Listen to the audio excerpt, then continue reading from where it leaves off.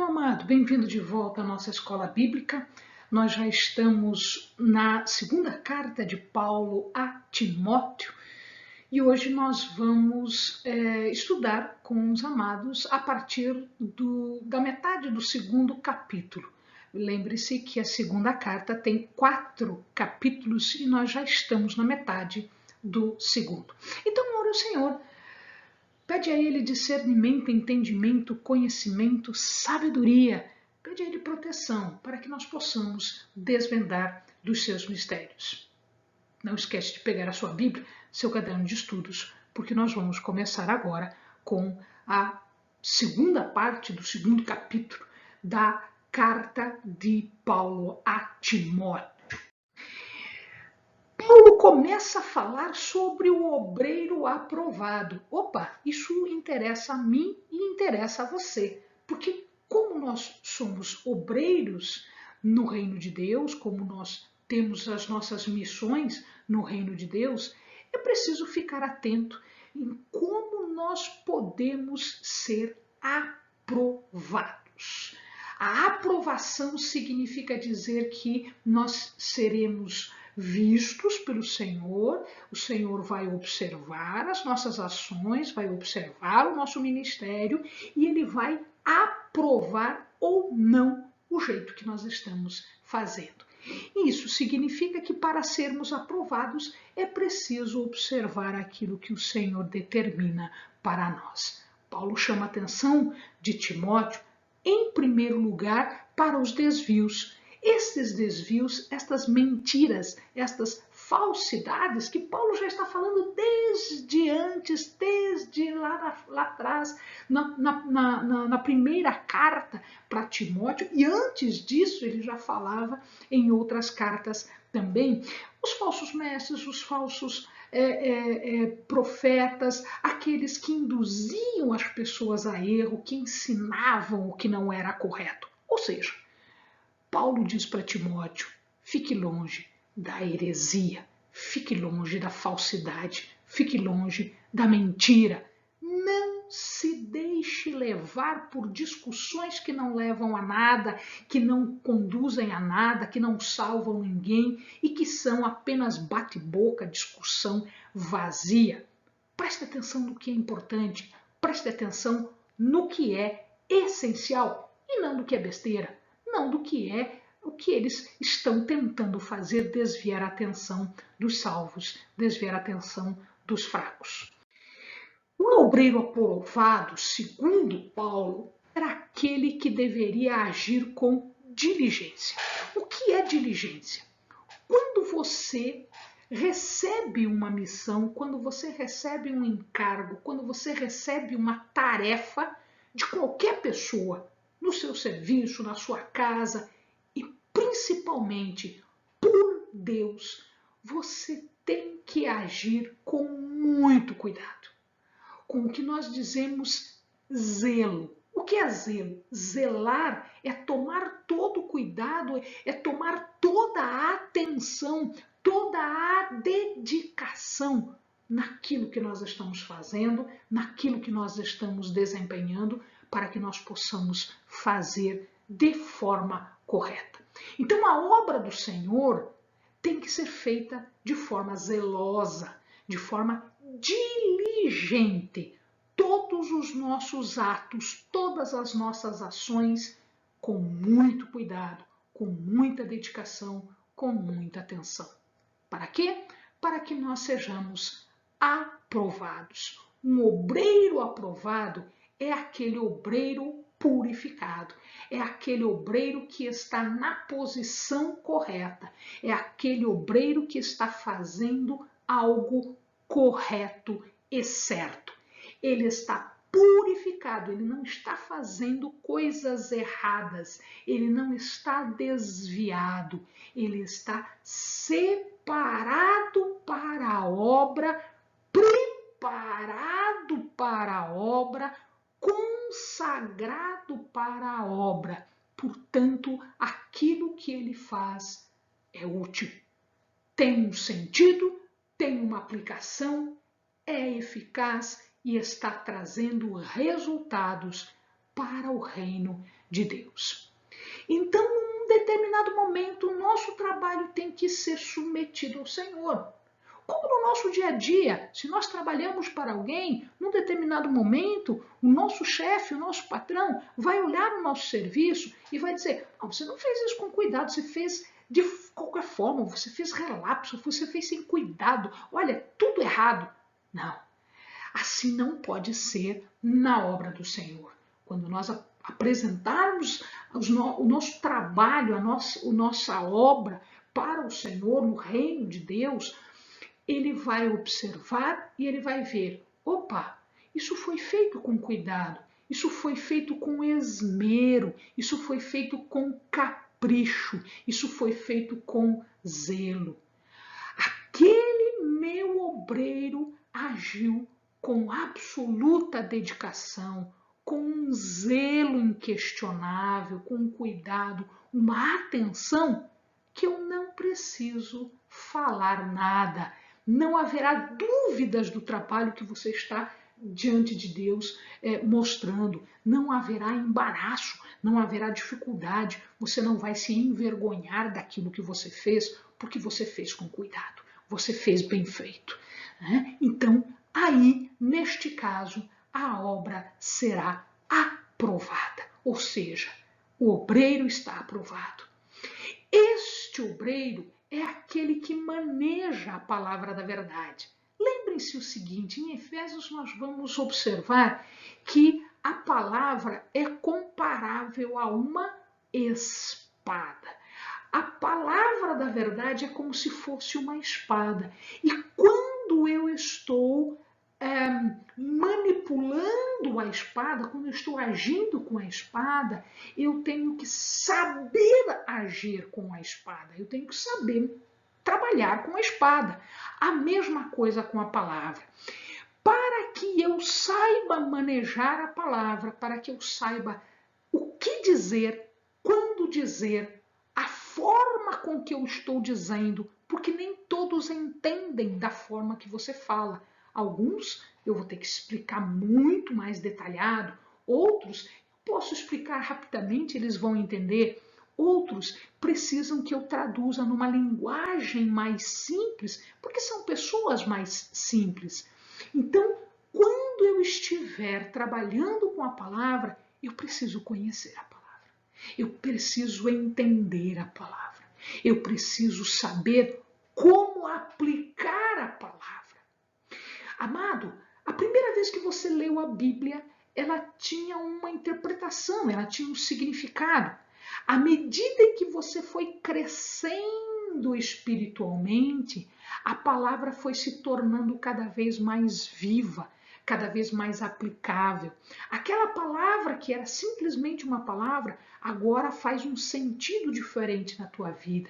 Agora ela vai ser uma palavra eficaz na tua vida para conforto, para apoio, para exortação, para tudo que ela precisa fazer na tua vida. E eu deverei saber usar, o que usar, quando usar, como usar, com quem usar. Então, isto tudo é saber manejar a palavra, porque a palavra é uma palavra de verdade, mas eu preciso saber como manejar. Qual palavra se aplica a esta situação do meu irmão? Qual palavra eu posso utilizar para dar conforto ao meu irmão? Qual palavra eu posso utilizar para dar apoio ao meu irmão? Qual palavra eu posso utilizar para repreender o meu irmão? Porque às vezes é preciso também repreender no bom sentido, no sentido de tentar explicar para ele o que é correto, qual o caminho correto que ele deve entender. Não o que me aplica à minha vida, mas o que aplica à vida dele, o que é correto diante de Deus, aquilo que Deus espera dele ou de mim. Então, manejar a palavra. Eu não poderei manejar a palavra se eu não conhecer a palavra. Eu não poderei aplicar a palavra se eu não entender, se eu não conhecer, se eu não tiver discernimento da palavra. Isto Paulo está dizendo, você precisa saber. Você como obreiro, eu como obreira, precisamos saber manejar a palavra. Isso tem que vir à nossa mente, porque nós seremos treinados para isso.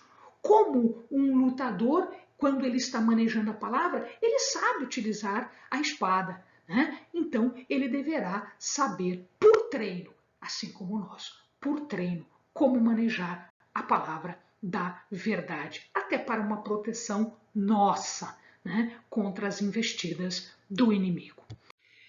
O obreiro aprovado, ele não é como os falsos mestres, que Paulo já tem denunciado há muito tempo. E aqui Paulo dá um nome. Antes ele não tinha dado um nome a esses falsos mestres. Agora ele diz, é fulano e Beltrano. Quem é fulano e Beltrano? Fileto e Himeneu. Nós não sabemos muito acerca de fulano ou de Beltrano. A gente não conhece, não sabe a vida de Fileto, a gente não conhece a vida de Himeneu.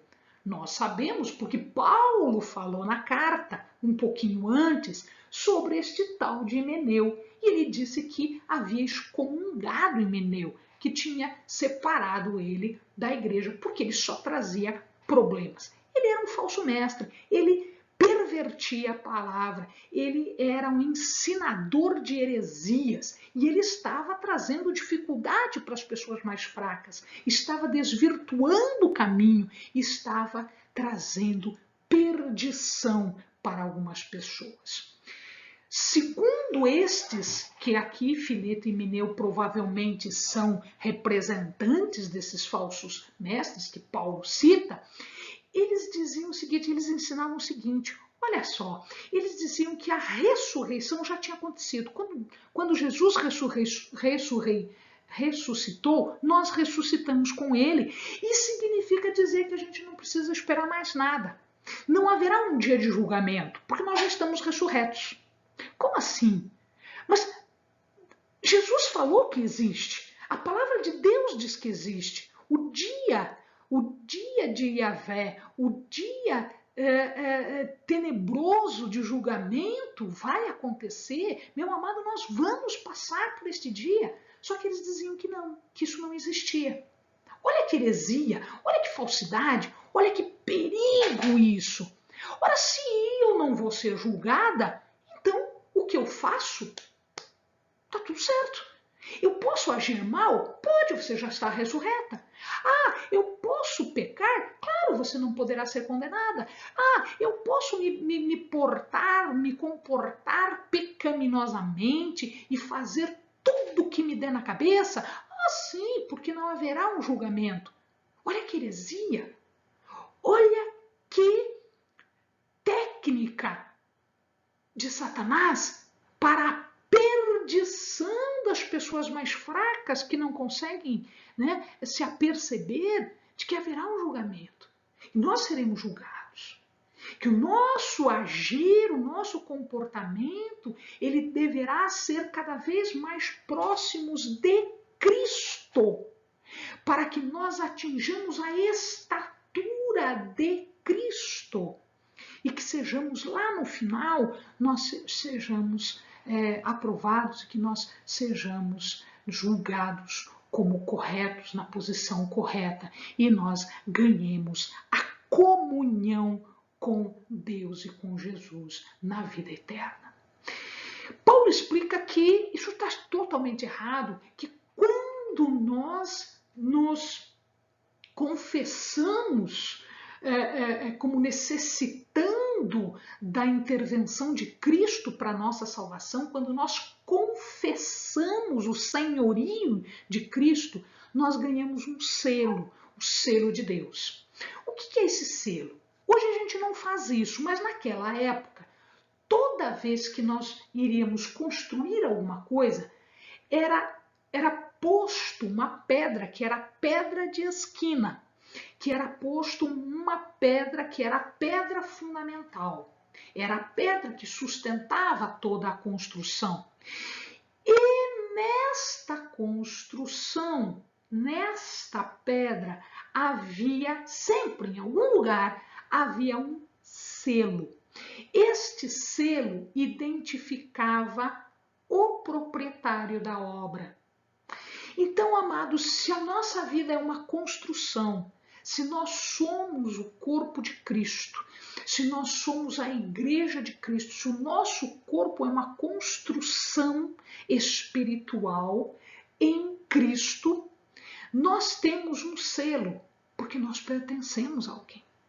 Nós não pertencemos ao pecado, nós não pertencemos mais ao mal, nós pertencemos a Cristo, nós somos salvos, nós fomos separados, nós fomos escolhidos. Existe um selo em nós, um selo de Deus. Isso significa que nós somos reconhecidos.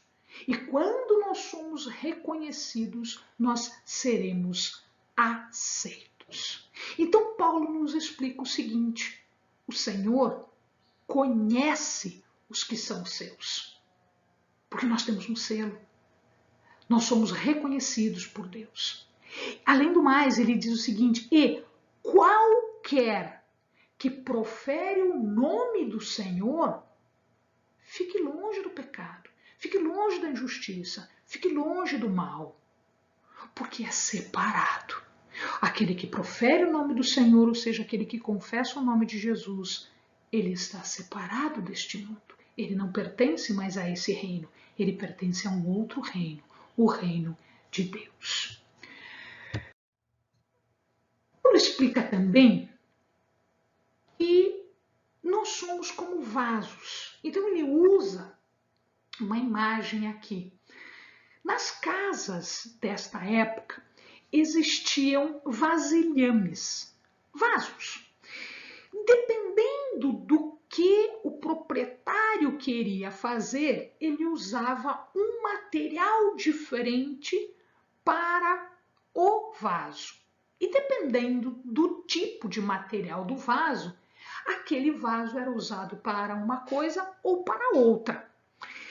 Então nós temos aqui, na visão de Paulo, duas possibilidades.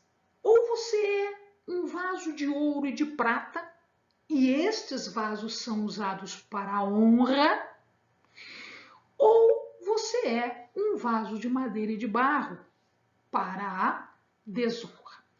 Aqui eu vou lembrar aos amados do seguinte: Jeremias explica para nós que diante de Deus nós somos vasos de barro.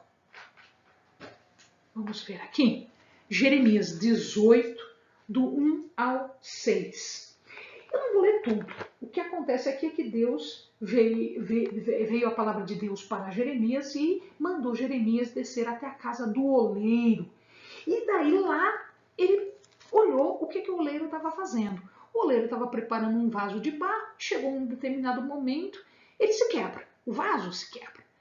E aí o que o oleiro fez? O oleiro fez outro vaso, do jeito que ele queria. Do jeito que ele queria.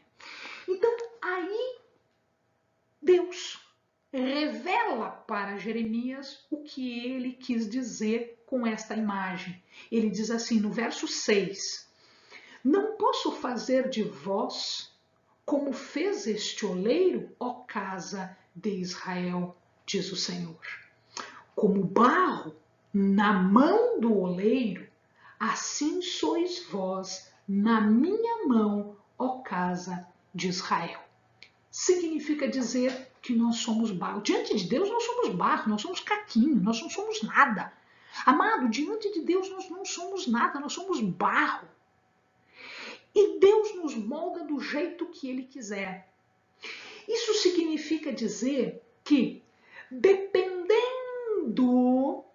do material que o oleiro usa, nós vamos ter uma qualidade de vaso. De início, nós somos vasos de barro. Barro, que a gente pisa no chão, barro, nada. Diante de Deus, nada. E Deus faz do jeito que quer.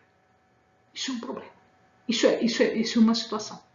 Segunda situação, o vaso depende do artífice, o oleiro, ou o metalúrgico.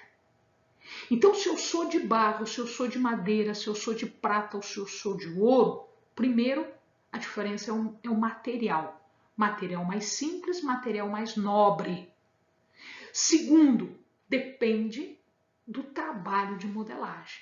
O jeito do vaso que eu sou depende das mãos de Deus. E eu tenho que me amoldar. Eu tenho que me deixar moldar, construir do jeito que Deus quer. Porque é Ele que faz. Um vaso não se faz. É o oleiro que faz o barro. O vaso a partir do barro. Se for de barro. Se for de ouro, ou se for de prata, ou se for de madeira, dependendo do material. Terceiro lugar, para que nós possamos terminar o barro, o vaso, é preciso colocar no forno, é preciso cozer, porque senão ele se desmancha. Então eu preciso cozer. A mesma coisa o ouro, a mesma coisa a prata. Eu preciso passar pelo fogo. Coisa diferente é a madeira. Madeira não é feito assim, porque se eu colocar a madeira no fogo, ela vai queimar. Então, desaparece. Mas o barro, o ouro e a prata precisam passar pelo fogo. Precisam passar pela prova. Precisam passar pela purificação. Então, significa dizer o seguinte agora, amado.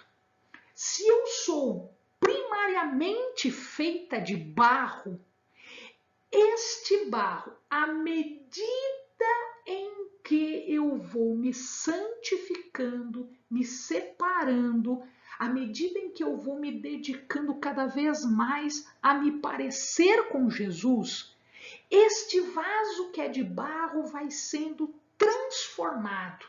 Vai sendo transformado em quê? Em prata ou ouro. Mas para transformar isso é preciso passar pelo fogo. Então Paulo diz o seguinte: se eu não faço nada, se eu continuo do jeito que eu sou, eu continuo vaso de barro.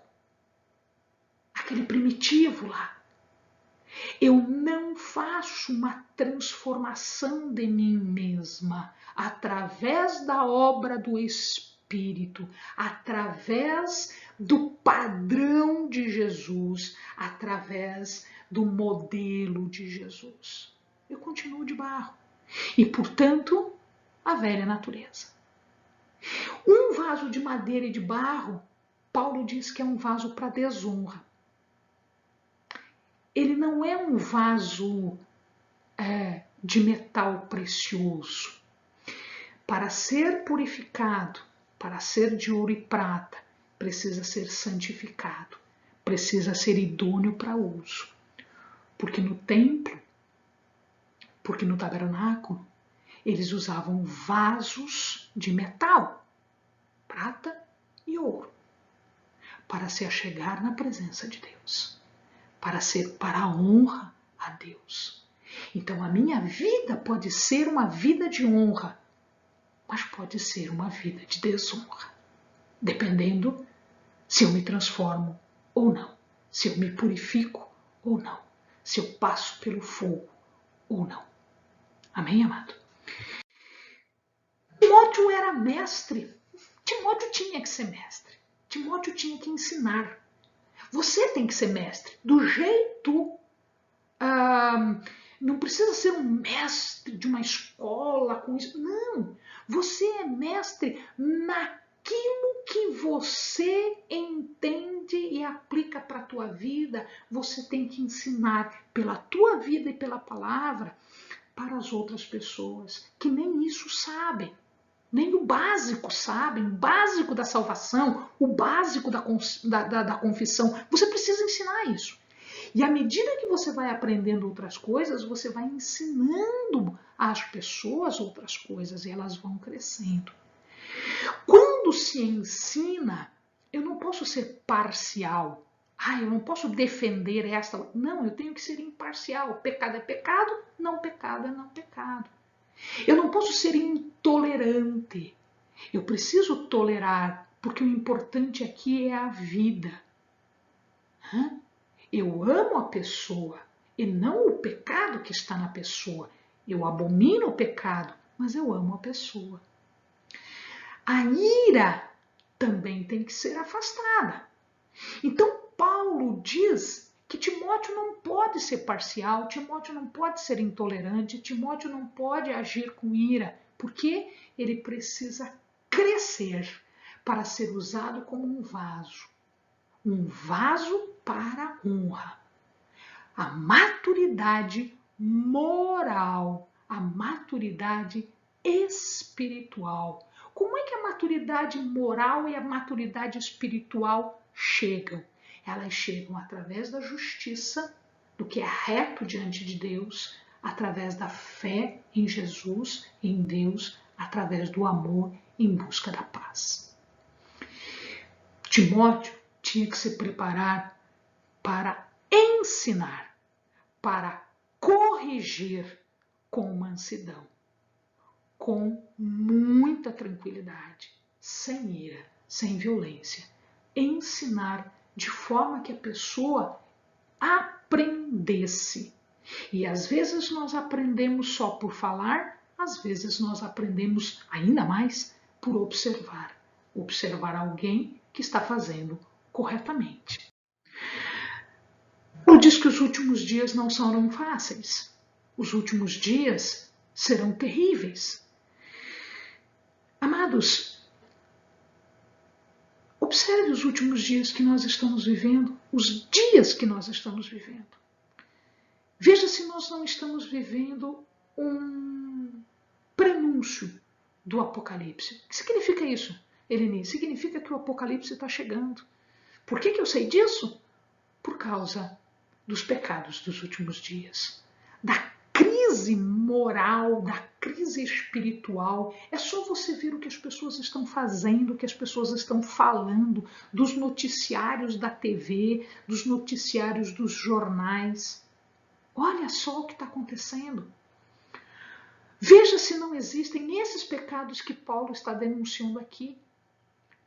Pessoas gananciosas, pessoas presunçosas, se achando, soberba, orgulhosas, donas de si, blasfêmias contra Deus, contra a palavra de Deus, blasfemos, pessoas que falam mal do Espírito, falam mal de Deus, falam mal de Jesus. Pessoas desobedientes, pessoas ingratas, pessoas caluniosas, que fazem calúnia, falam mal e falam errado, afligem as pessoas, que não têm domínio próprio, que se entregam a bebida, drogas, sexo e outras coisas. Elas não têm medida mais. São pessoas cruéis, que não têm medo e não têm vergonha de atingir e machucar as outras pessoas.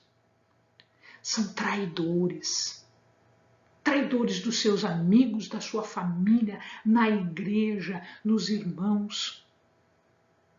Eles são atrevidos, eles não têm medo do que pode acontecer com a sua vida.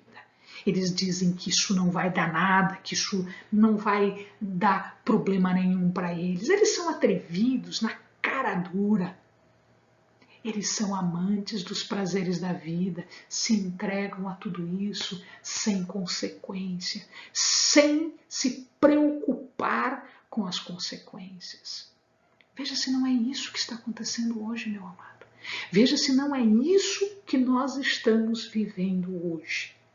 O Apocalipse vai ser por óbvio daqui a alguns dias, daqui a alguns meses, daqui a alguns anos, o Apocalipse está chegando.